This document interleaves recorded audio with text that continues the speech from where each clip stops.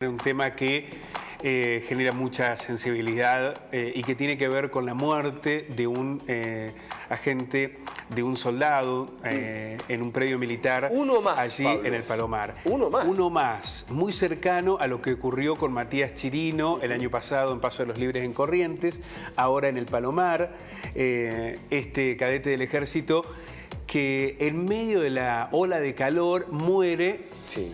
Cuando se estaban realizando trabajos físicos intensos, y nuevamente la pregunta, ¿no?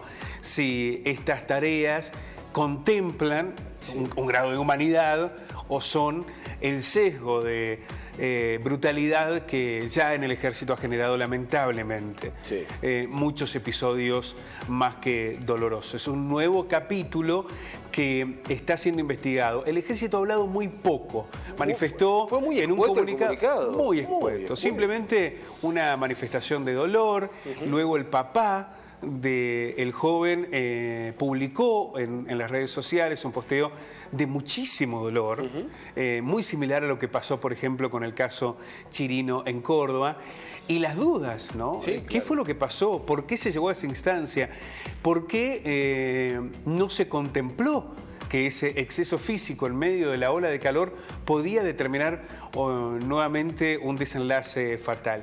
Pero vamos a ver en detalle por lo menos la información que hasta ahora se conoce de lo ocurrido allí. Este joven de 21 años que cursaba el primer año de la carrera militar en el ejército argentino falleció durante prácticas de adiestramiento físico en el Colegio Militar en la Nación, que está ubicado allí en el Palomar.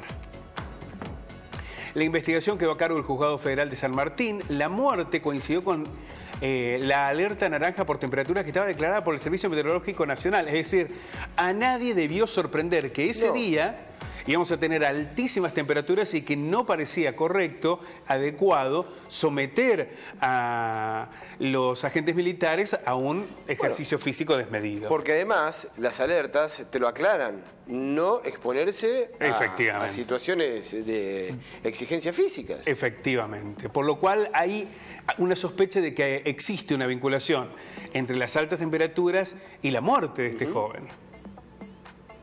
Lautaro era oriundo de la localidad bonaerense de Varadero y se había incorporado al colegio militar este verano.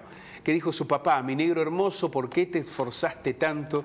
No entiendo por qué te me fuiste, negro, cómo te voy a extrañar. Esto lo escribió el papá, tremendo, Javier ¿no? Pillut. Muy doloroso. Muy doloroso. Acá el papá no habla, a diferencia de lo que ocurrió, por ejemplo, en el caso de Matías Chirino. Inmediatamente emergieron las sospechas de que había sido asesinado como consecuencia de la brutalidad del bautismo. Claro. Acá habla de un exceso en el ejercicio. El papá dice, ¿por qué te esforzaste tanto? Las circunstancias eran otras, fueron otras. Efectivamente, pero de todas maneras hay que ver si con el correo de la investigación, no se termina de determinar. Pero vamos a ver más detalles.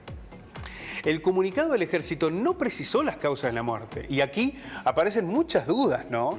Se dio a conocer que se había abierto una investigación interna y hasta ahí nomás, ¿no? Dijeron, bueno, nuestras condolencias, se abrió una investigación interna, punto.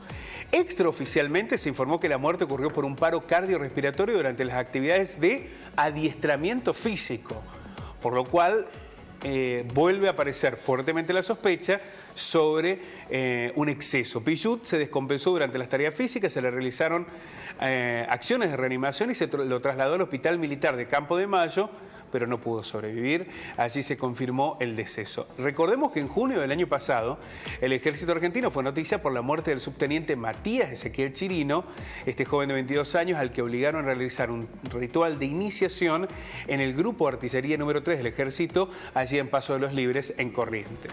Un nuevo capítulo, muchas dudas, la preocupación sobre si en esto no hay responsabilidades de quienes estaban al mando de los efectivos que realizaban estos ejercicios físicos y si nuevamente el ejército no es protagonista de un hecho brutal que termina con la vida de un joven de tan solo 22 años. Muchas gracias, Pablo. A ustedes.